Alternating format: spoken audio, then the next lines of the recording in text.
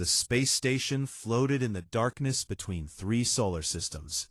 It was called Valar Prime, and it belonged to no one. For 200 years, species from across the galaxy had used it as a meeting place. Today, it was filled with more beings than it had seen in decades. Jake Holloway stood near a tall window and watched the stars. He was 102 years old, but modern medicine kept him looking like a man in his 60s. His hair was gray and thin. His hands were spotted with age, but his eyes were still sharp, and his back was still straight. He wore a simple dark suit instead of his old military uniform. He had refused to wear the uniform. He told his daughter it felt like a costume now. "Dad, you should come meet some of the delegates," Claire said. She walked up beside him and touched his arm gently. She was 53 years old, with her mother's kind face and her father's stubborn chin. He had been quiet for weeks before this trip. "I've met enough delegates," Jake said. He did not turn from the window. "I've shaken enough hands. I've smiled for enough photographs." Claire sighed. She understood. Her father had never wanted to be famous. He had spent most of his life avoiding reporters and turning down medals. But the Galactic Coalition had asked him to attend this summit, and he could not say no. Not to this. 75 years ago, the Cathari people had faced extinction. A brutal military force called the Syndicate had invaded their homeworld. The coalition had debated and delayed. Politicians had argued about treaties and risks. But while they talked, humans acted. Thousands of human volunteers had crossed into the war zone. They flew medical ships. They carried supplies. They pulled survivors from burning cities. They did it without permission from anyone. Jake had been 27 years old then. He was a young soldier with no special rank and no important connections. But he had watched the news reports of Cathari children dying, and he could not sit still. He joined a volunteer unit and spent 3 months on a planet that was falling apart. He never talked about what he saw there. He never talked about what he did. Now, 75 years later, the Cathari wanted to thank the humans who had saved them. This summit was their idea. They had invited every surviving volunteer. There were not many left. Jake was one of 47. The main hall of Valar Prime was beautiful. The ceiling was made of crystal that bent the starlight into soft colors. Long tables held food from a dozen worlds. Beings of all shapes and sizes moved through the room, talking and laughing. There were the tall, thin Moravians with their 4 arms. There were the small, round Peliki, who communicated through song. There were humans in formal clothes, looking slightly uncomfortable among so many alien faces. And there were the Cathari. Jake watched them from across the room. They were tall, almost 7 feet, with silver skin that seemed to glow faintly. Their eyes were large and amber-colored, like pools of honey. They moved gracefully, their long fingers gesturing as they spoke. They were a beautiful species. Jake remembered thinking that even when their cities were burning. "The Cathari delegation just arrived," Claire said. "They're asking to meet the veterans." Jake closed his eyes for a moment. "Then I suppose we shouldn't keep them waiting." They walked together through the crowd. People stepped aside for Jake, recognizing his face from old photographs. Some whispered to each other. Some bowed their heads in respect. Jake ignored all of it. He just wanted to get through this night. The Cathari delegation stood near the center of the hall. There were 6 of them, dressed in flowing robes of deep blue. Their leader was an elderly male named Vorthen. His silver skin had faded to a pale gray, and his movements were slow and careful. But his eyes were bright with emotion when he saw Jake approaching. "Commander Holloway," Vorthen said. His voice was deep and musical. "It is an honor beyond words." "I was a lieutenant back then," Jake said, "and please, just call me Jake." Vorthen smiled. It was strange to see a Cathari smile. Their mouths were not shaped like human mouths, but the warmth in the expression was unmistakable. "Jake, then, I have waited many years to meet you, to meet all of you." He gestured to the other veterans scattered around the room. "What your people did for us, there are no words in any language that can capture it." Jake shifted uncomfortably. "We just did what anyone would do." "No," Vorthen said softly, "that is not true. The coalition did nothing. The Moravians sent thoughts and prayers. The Peliki closed their borders. Only humans came. Only humans bled for us." Claire watched her father's face. She saw the pain there, buried deep beneath years of practice at hiding it. "We were just people," Jake said. "Regular people. We weren't special."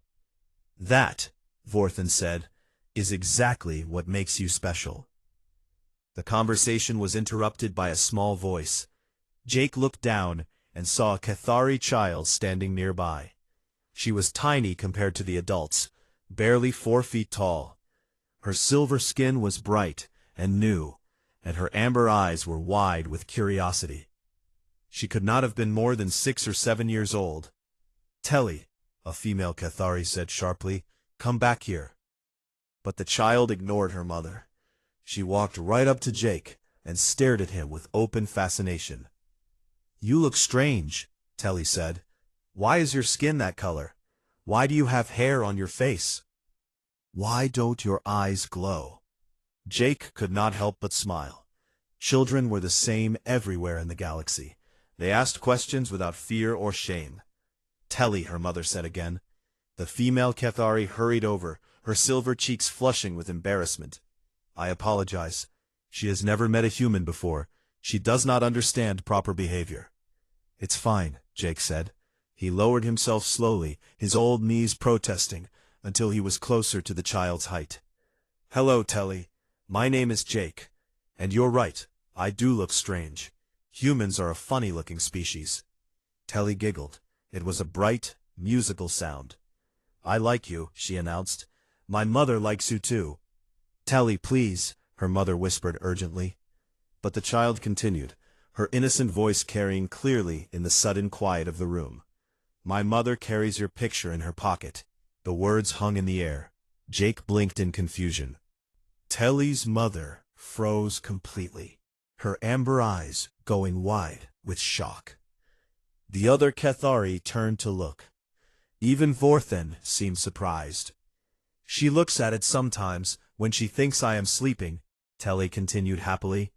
"She told me you are the reason she is alive." Her mother was flustered and told her to be quiet. But it was too late. Everyone had heard. And Jake Holloway stood in the middle of the grand hall, looking at a woman he had never met, wondering why she carried his face in her pocket. The silence in the hall lasted only a few seconds, but it felt much longer. Jake stared at the Cathari woman, and she stared back at him, with something like fear in her amber eyes. Her hands trembled slightly at her sides. Her daughter stood between them, completely unaware of what she had done. "I apologize," the woman said quickly. Her voice was tight and controlled. "My daughter speaks without thinking. Children say foolish things. Please, forget what she said." She reached down and took Telly's hand firmly. The child looked up at her mother with confusion. "But mother, you said—" "Telly, enough." The sharpness in her voice made the child go quiet. Telly's lower lip trembled, and her bright eyes filled with tears. She did not understand why she was in trouble. She had only told the truth. Jake watched the woman pull her daughter away. The other Cathari in the delegation exchanged glances, but said nothing. The moment passed, and slowly the noise of the summit returned. People went back to their conversations. The music started playing again, but Jake could not move. He stood there, his mind racing with questions. "Dad?" Claire touched his arm. "Are you okay?" "I don't know her," Jake said quietly. "I've never seen her before in my life." "She obviously knows you, or thinks she does." Jake shook his head. "It doesn't make sense. Why would she carry a picture of me? I'm nobody. Claire looked at her father with sad eyes. He truly believed that. After everything he had done, after all the lives he had touched, he still thought of himself as nobody special. It broke her heart. Maybe you should talk to her, Claire said. Find out what this is about. She doesn't want to talk to me. You saw how embarrassed she was. She was embarrassed because her child revealed a secret. That's different from not wanting to talk. Jake rubbed his face with both hands. He was tired. He was always tired these days. The trip to Velar Prime had taken a lot out of him, and the summit was draining what little energy he had left. I'll think about it, he said. They moved through the rest of the evening like ghosts. Jake shook more hands and accepted more thanks. He smiled for more photographs. But his mind was somewhere else. He kept looking around the room, searching for the silver-skinned woman and her daughter. He spotted them once, near the food tables.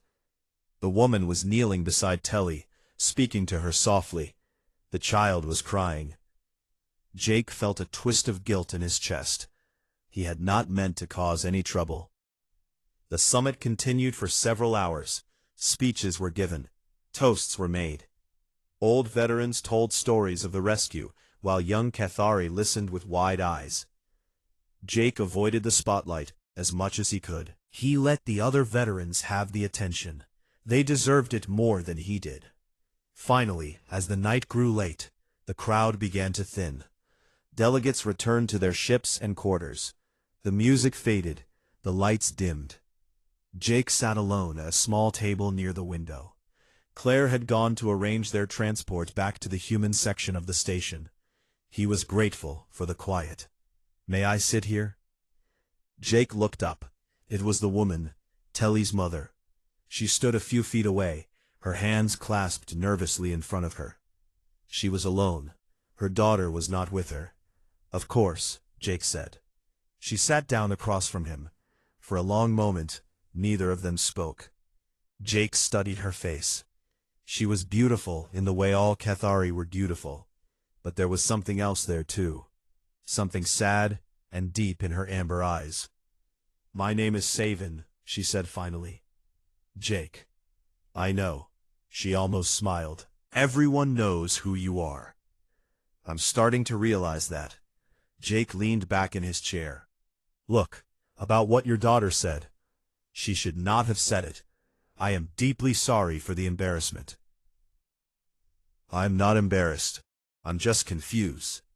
Savin looked down at her hands. Her fingers twisted together, a nervous habit that seemed very human. I wanted to meet you for many years, she said quietly. I dreamed of this moment. But I never imagined it would happen like this. I never imagined my own child would reveal my secret. What secret? Savin took a deep breath. When she looked up, her eyes were shining with unshed tears. You saved my life. Jake felt his heart stop for a moment. He stared at her, searching her face for something familiar, something he might remember. I'm sorry, he said. I don't recognize you. You would not. I was very young, 7 years old. And I was covered in dust and blood when you found me. The words hit Jake like a physical blow. Memories he had buried for decades began to surface. Images flashed through his mind. Burning buildings, screaming children, the smell of smoke and death. The evacuation, he whispered. Yes, the evacuation of Keth Prime. The third day, I think. My family's shelter was hit by a bomb. My parents died instantly. I was trapped beneath the rubble for 2 days. I thought I would die there, alone in the darkness. Savin's voice wavered, but she continued. Then I heard digging, hands pulling away the broken stone. I heard a voice, a strange voice speaking a language I did not understand. But the tone was gentle. The tone said I would be safe. Jake's hands had begun to shake. He gripped the edge of the table to steady them. I found several children in the rubble, he said slowly. I don't remember all of them. There were so many. You carried me out. Your hands were bleeding because the stones were sharp. Your commander was shouting at you to retreat because the enemy was coming. But you did not leave me. You carried me for miles through the burning streets. You brought me to the shuttle yourself. Tears were falling freely down Savin's silver cheeks now. I remember the last thing you said to me before you put me on the ship. You said, "You're going to be okay, kid. I've got you." Then you went back into the fire, back to find more survivors. Jake could not speak. The memories were flooding back now, overwhelming him. He remembered that day.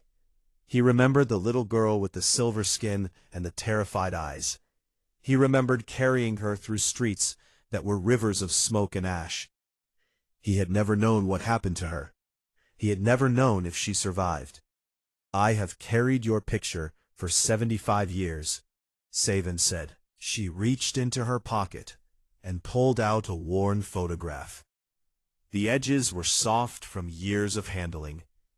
The colors had faded. She placed it on the table between them.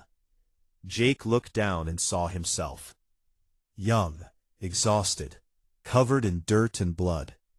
He was standing with his unit outside an evacuation shuttle. He looked like a man who had seen too much death and was trying to stay standing anyway. "A journalist took this picture," Savin said. "I found it years later when I was old enough to search for information about the rescue. I did not know your name. I still do not know it properly. But I knew your face. I would know your face anywhere." She touched the photograph gently. "You are the reason I exist. You are the reason my daughter exists. Everything I have, everything I am, began with you carrying me out of that darkness." His own eyes were wet now. "I didn't think anyone remembered," he said hoarsely. Savin smiled through her tears. "We all remember. Every single one of us. The Cathari people remember everything." Jake held the photograph in his trembling hands. The man in the picture looked like a stranger to him now. That young soldier with the tired eyes and the ash-covered face seemed like someone from another life. In many ways, he was. "I never knew what happened to you," Jake said quietly. "After I put you on that shuttle, I went back into the city. I found more survivors. I kept going until my body gave out. They had to drag me onto the last ship." Savin listened without interrupting. Her amber eyes never left his face. "When I got home, I tried to forget," Jake continued. "I tried to put it all behind me. The things I saw on Keth Prime, they stayed with me for years. The nightmares, the guilt. I kept thinking about all the people I couldn't save. But you saved so many. It never felt like enough." Savin reached across the table and gently took the photograph back. She held it against her chest like something precious. "May I tell you something?" she asked. Jake nodded. "After the war ended and the Syndicate was defeated, the Cathari people rebuilt our world. It took decades. We planted new forests where the bombs had burned everything. We built new cities where the old ones had fallen. And in every city, in every school, we taught our children about what happened." She paused, gathering her thoughts. "We taught them about the darkness, about the Syndicate and the destruction they brought. But more importantly, we taught them about the light, about the humans who came when no one else would, about the strangers from a distant world who bled for us, who died for us, who carried our children out of the fire." Jake shifted uncomfortably. He had never been good at accepting praise. "There is a word in our language," Savin continued. "It does not translate perfectly into your tongue, but it means those who walk between worlds. The closest meaning is those who share their hearts. It is what we call the human volunteers. It is what we call you. I was just a soldier following orders." "No, you were not following orders. I learned this later when I studied the history. Your government did not send you. Your military did not command you. You came because you chose to come. You saw our suffering, and you could not look away." Jake was quiet for a long moment. Outside the window, the stars burned silently in the darkness. He thought about that young man in the photograph. He thought about the choices that man had made. "I couldn't watch children die on the news and do nothing," he said finally. "It wasn't complicated. It wasn't noble. I just couldn't live with myself if I stayed home." Savin smiled gently. "And that is why we remember you. Because for humans, saving lives is not complicated. It is simply what you do." The door to the hall opened, and Claire walked in. She stopped when she saw her father sitting with Savin, the photograph on the table between them. She understood immediately that something important was happening. "I'm sorry to interrupt," Claire said carefully. "It's all right," Jake said. "Claire, this is Savin. I saved her life 75 years ago." Claire's eyes widened. She looked at Savin with new understanding. "You were one of the children from the evacuation?" Savin nodded. "Your father carried me out of the ruins of my home. He is the reason I am here today. He is the reason my daughter exists." Claire felt tears spring to her eyes. She walked over and sat down beside her father, taking his hand in hers. "He never told me the details," Claire said. "He never talks about the war." "There was nothing to talk about," Jake said quietly. "I just did what anyone would have done." "No, father," Claire squeezed his hand. "That's not true, and you know it. The rest of the galaxy did nothing. Only humans answered the call." Savin nodded in agreement. "Your daughter speaks truth. The coalition debated for months, while my people died. They worried about treaties and trade agreements and political consequences. They talked and talked while cities burned. And then the humans came," Claire said. "And then the humans came." Savin's voice was filled with emotion. "Doctors and nurses, engineers and teachers, soldiers and farmers, people from every part of your world with no military training and no special equipment. They just came. They flew civilian ships into a war zone because they could not bear to watch us die." Jake closed his eyes. He could still see them in his memory. The volunteers who had served alongside him. Regular people with regular lives who had dropped everything to help strangers on a distant planet. Many of them never went home.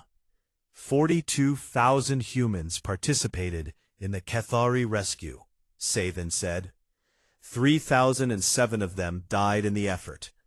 We know every name. We honor every one. Claire had not known that number. She looked at her father with new eyes. "Dad, why didn't you ever tell me?" Jake opened his eyes. They were red and wet. "Because I survived when so many didn't. Because I came home to my family while thousands of others never got that chance.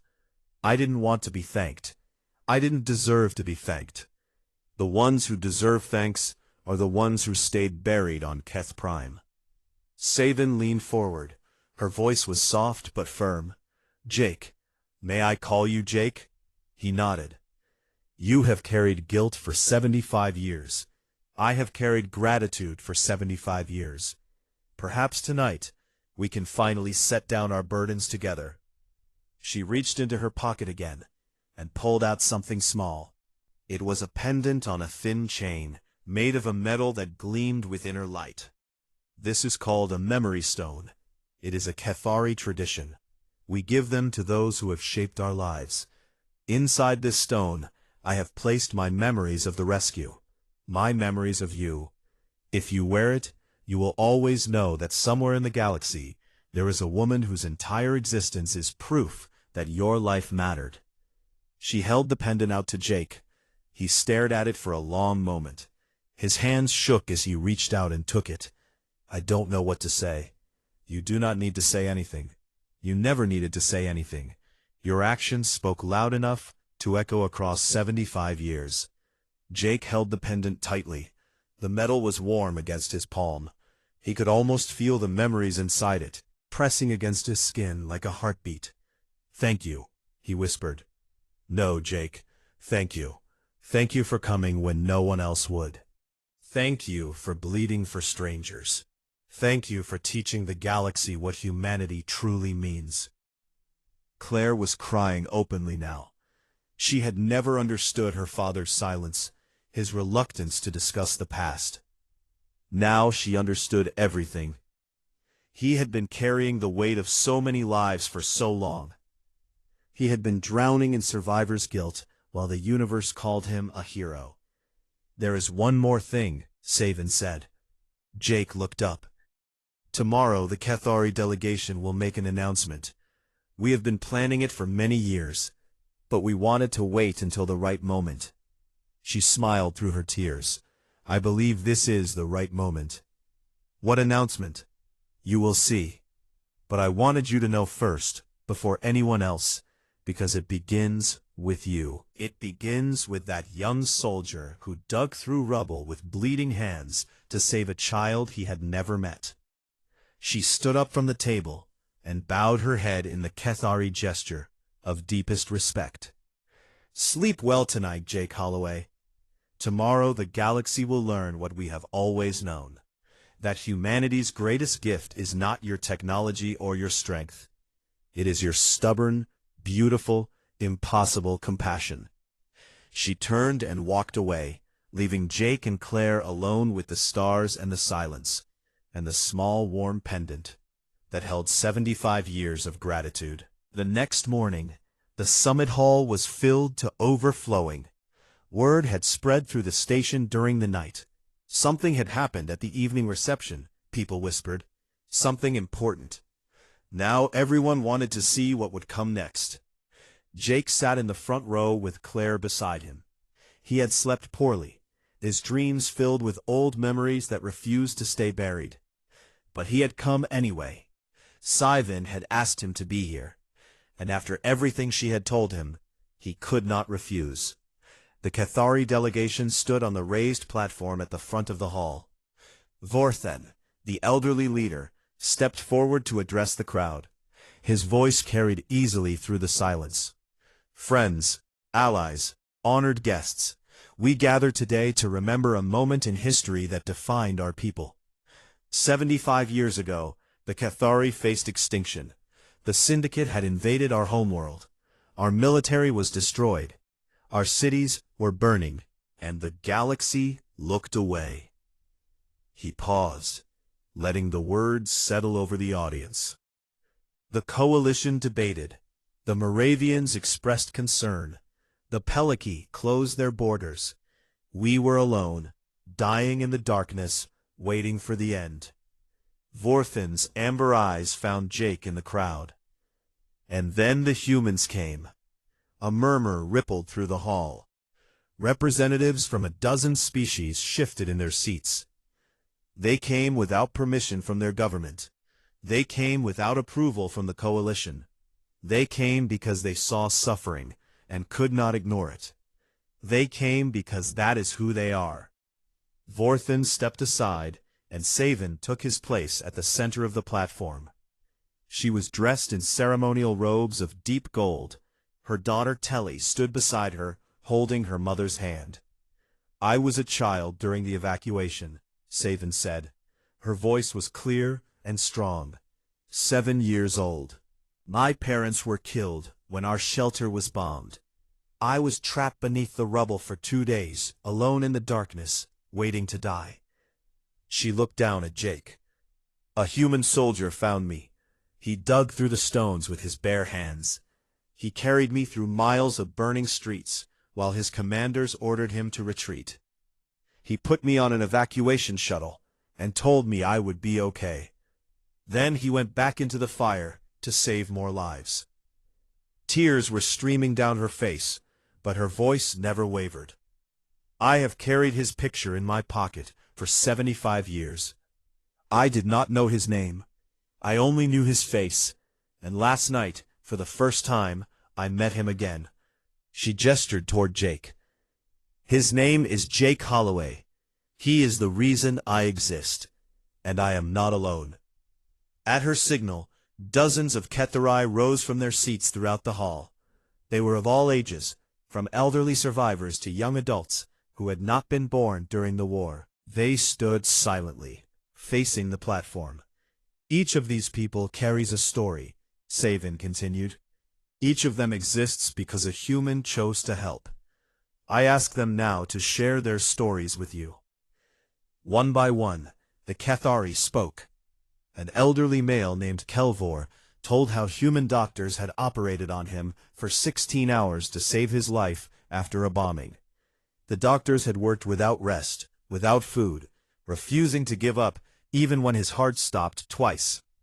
A young woman named Thera described how her grandmother had been carried out of a collapsed hospital by a human volunteer who could barely walk herself.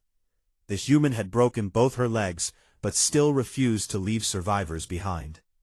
A middle-aged male named Soren explained that his father had been rescued by a group of human farmers who had flown their cargo ship into the war zone to deliver food and medicine. 3 of those farmers died when their ship was attacked, but the survivors kept flying.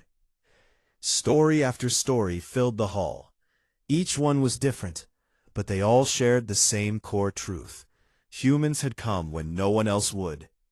Humans had bled and died for strangers. Humans had refused to accept that some lives were not worth saving.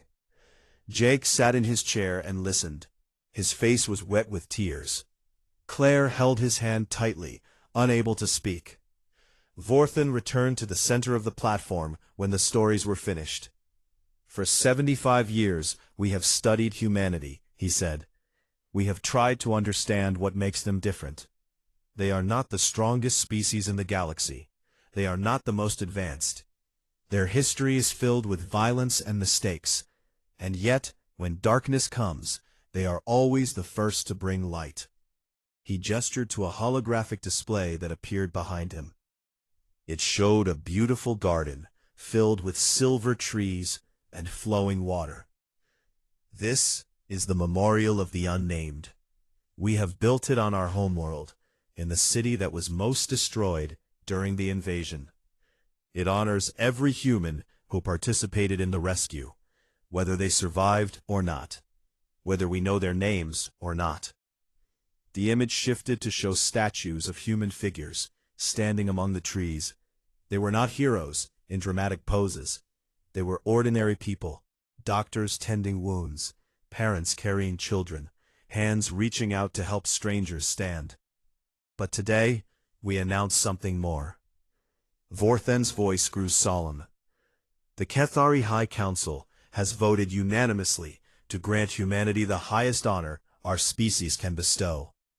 From this day forward, humans will be known as heart-sharers, those who carry the burdens of others as their own. This title has never been given to an entire species before. It has only been given to individuals who showed extraordinary compassion. The hall erupted in surprised murmurs. Representatives from other species looked at each other in shock. The title Vorthen described was legendary among the older races of the galaxy. It carried weight that was difficult to measure. Furthermore, Vorthen continued, raising his hand for silence. We announce that the Cathari people will stand with humanity forever, not through treaties or trade agreements, but through bond of the heart. Wherever humans go, we will follow. Whatever challenges they face, we will face beside them. This is our promise, our debt, our joy. He turned to face Jake directly. This honor belongs to all humans, but today we give special recognition to those who were there in our darkest hour. To the volunteers who came when no one asked them to come. To the soldiers who fought when their government stayed silent. To the ordinary people who did extraordinary things simply because they could not do otherwise. Vorthen bowed deeply in the Cathari gesture of absolute respect. Jake Holloway, on behalf of every Cathari who lives today, and every Cathari who will live in the future, I thank you. Not just for the lives you saved, but for showing us what beings can be when they choose compassion over fear. The entire Cathari delegation bowed. Then, slowly, the Cathari in the audience bowed as well. The silver-skinned beings lowered their heads in unison, a wave of gratitude sweeping through the hall. Jake could not move. He could barely breathe. He had spent 75 years trying to forget what he had done, trying to convince himself it was not special, not important, not worthy of remembrance. And now an entire species was bowing to him. Claire squeezed his hand. "Stand up, Dad," she whispered. "They need to see you." On shaking legs, Jake Holloway rose from his seat. He looked out at the bowed heads, at the tear-streaked silver faces, at the gratitude that filled the room like a physical force. He did not know what to say. There were no words for this moment. So he simply bowed his head in return, one human acknowledging the gift he had never known he had given. Somewhere in the crowd, a Cathari child began to sing. It was an old song, a melody that had been passed down through generations. Other voices joined in, until the hall was filled with music that spoke of survival and hope and the strangers who had brought light into the darkness. Jake listened, and for the first time in 75 years, he allowed himself to believe that maybe he had done something good. The summit continued for 2 more days, but everything had changed. What was supposed to be a formal diplomatic event became something deeper and more personal. Species that had spent centuries keeping their distance from humanity now looked at them with new eyes. The stories told by the Cathari had spread through every delegation, every ship, every corner of the station. Jake found himself surrounded by beings who wanted to shake his hand, touch his shoulder, simply stand near him as if his presence carried some kind of blessing. He hated the attention, but he endured it with patience. He understood now that this was not about him. It was about something larger, something that mattered to people in ways he was only beginning to grasp. On the last evening of the summit, Jake escaped from the crowds and found his way to a quiet observation deck at the edge of the station. The view was spectacular, a vast field of stars stretching into infinity. He stood at the window and watched the universe turn slowly in the darkness. He heard small footsteps behind him and turned to see Telly approaching. The Cathari child walked carefully, as if she was afraid of disturbing him. "Hello," she said softly. "My mother said I should apologize to you." Jake smiled and knelt down to her level. His knees complained, but he ignored them. "Apologize for what?" "For telling your secret, about the picture. My mother said it was not my story to tell." Jake shook his head gently. "Telly, you did nothing wrong. Sometimes the best stories are told by children who don't know they're supposed to keep quiet." Telly tilted her head, considering this. Her amber eyes were bright and curious. "Are you really the man who saved my mother?" "I suppose I am. She talks about you sometimes. She says you are the bravest person in the whole galaxy." Jake felt a lump form in his throat. "I'm not brave. I was scared the whole time. I was just too stubborn to stop. My mother says being scared and doing things anyway is what brave means." Jake laughed softly. "Your mother is a wise woman." Telly moved closer and looked up at him with serious eyes. "Can I ask you a question?" "Of course. Why did you do it?" "My teacher says humans didn't have to help us. She says it wasn't your problem. So why did you come?" Jake was quiet for a long moment. He had been asked this question many times over the past few days, by delegates and journalists and fellow veterans. He had given different answers each time, never quite finding the right words.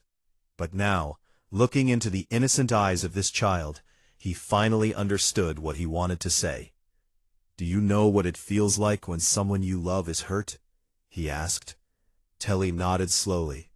"When my friend fell and scraped her knee, I felt sad too." That's empathy. It means feeling what others feel.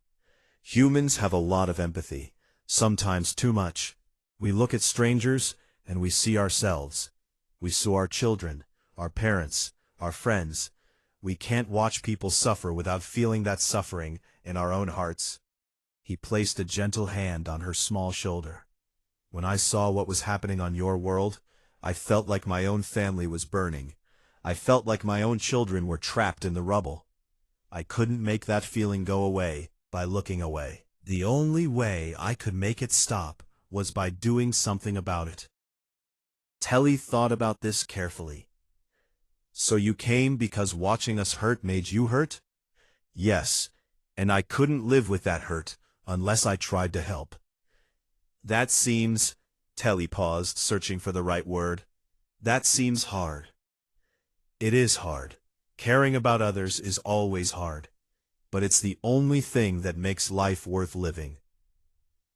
Telly smiled suddenly, a bright flash of joy on her silver face. I'm going to remember that, she said. I'm going to tell my children someday, when I have children. I hope you do. Footsteps approached, and they both turned to see Sayavin walking toward them. She was dressed simply now, in a plain robe of soft blue. The formal ceremonies were over. She looked tired but peaceful. Telly, I'd been looking for you, she said. You shouldn't bother Jake. She's not bothering me, Jake said, standing slowly. We were just talking about empathy. Savin looked at her daughter with soft eyes. She asks too many questions. There's no such thing as too many questions. Savin came to stand beside them at the window. The three of them looked out at the stars together. A human and two Cathari, bound by a moment that happened before Telly was born. I have something for you, Savin said. She reached into her pocket and pulled out the worn photograph, the one she had carried for 75 years. She held it out to Jake. I want you to have this. Jake stared at it, but did not take it. I can't accept that. It's yours. It's been yours for your whole life. Exactly. And now I want it to be yours. She pressed the photograph into his hands. I don't need the picture anymore, Jake. I have the real person. I have the memory of meeting you, talking with you, watching my daughter speak with you. The picture was just a promise that someday I would find you. Now the promise is fulfilled. Jake looked down at his own young face, staring back at him. That exhausted soldier, covered in ash and blood, who had no idea that the lives he saved would ripple through generations. What will you carry in your pocket now? He asked. Savin smiled and placed her hand over her heart. I will carry you here instead, where you have always been. Jake felt tears threatening to spill again. He had cried more in the past 3 days than in the past 30 years. Thank you, he said, for finding me, for helping me understand. Thank you for being the kind of person worth finding. Claire appeared at the entrance to the observation deck. She saw her father standing with Savin and Telly, and she understood, without asking, that something important was happening. Dad, our ship is ready. It's time to go home. He looked at Savin one last time. Will I see you again? The Cathari have long memories and strong bonds. We will see each other again, Jake Holloway, in this life or the next. She bowed her head. Telly copied her mother's gesture with clumsy enthusiasm. Jake bowed back, then turned and walked to where Claire waited. She took his arm, and they headed toward the docking bay together. Are you okay? Claire asked. Jake thought about the question carefully. I think so. For the first time in a long time, I think I might actually be okay. As they walked, Jake put the photograph in his own pocket. The paper was soft and warm against his chest. He could feel the weight of 75 years of gratitude pressing against his heart. Behind them, Savin watched the humans leave. Telly tugged at her mother's robe. When I grow up, can I carry a picture in my pocket too? Savin looked down at her daughter, with love shining in her amber eyes. Yes, little one.